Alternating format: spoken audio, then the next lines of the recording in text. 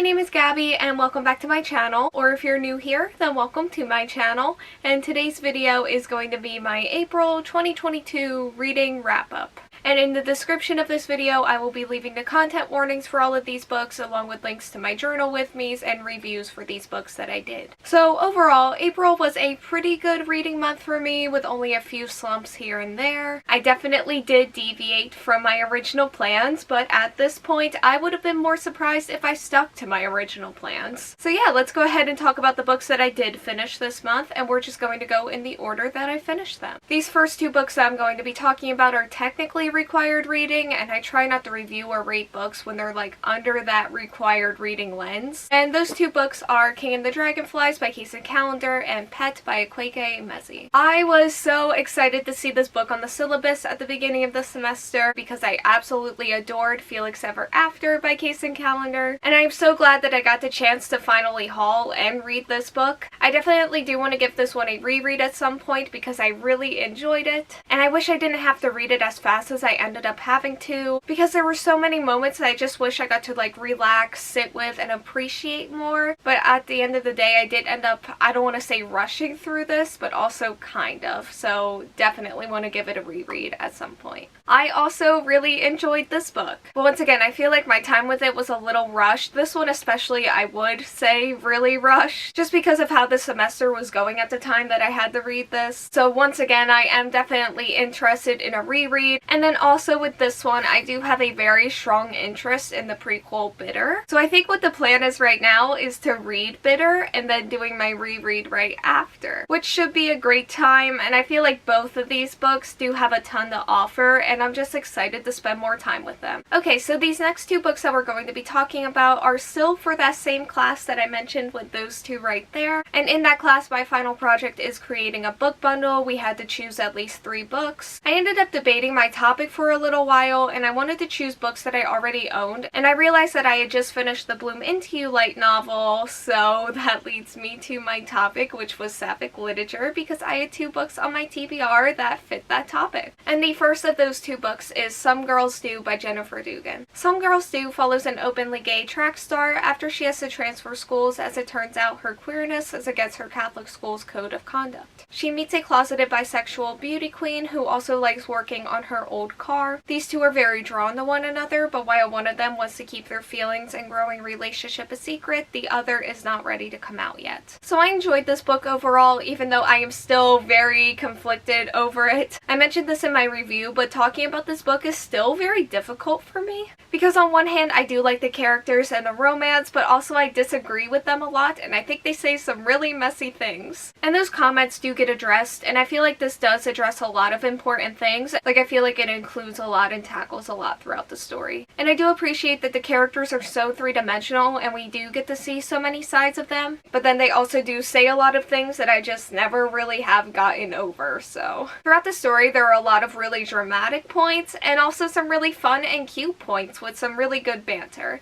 I also really enjoyed seeing the character arcs of both of our main characters. They've been through a lot and they go through a lot, so it was interesting to see where they end up. And yeah, I gave this one 3.5 out of 5 stars. So next up is Hani and Ishu's Guide to Fake Dating by Adiba Jaigirdar. This book follows our main character Hani, who is one of the most popular girls at her school. When she comes out to her friends as bisexual, they invalidate her identity, which causes Hani to panic and tell her friends that she's actually in a relationship with a girl her friends all hate.